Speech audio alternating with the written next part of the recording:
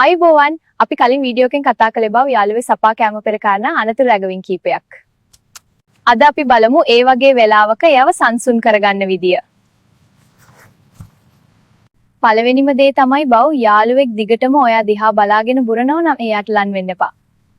යෙලකට ඔයා එයාගේ නම දන්නව නම් නම කියලා ආදරෙන් කතා කරන්න. එයා ඔයාව අඳුරගත්ත නම් ඔයා දිහා බල වලිගෙවනාවි. ඒ කියන්නේ එය සංසුන් වෙලා එයා ඔයාගේ ළඟට આવොත් ඔයාගේ දකුණු අත ඇඟිලි යට ඉව කරන්න දෙන්න. ඒක පාරට ඔලුව අත ගන්න එපා.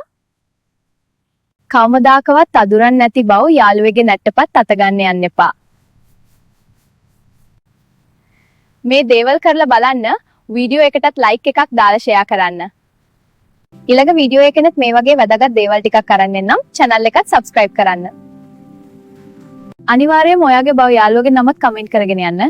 එයාට ආදරේ කියලාත් කියන්න.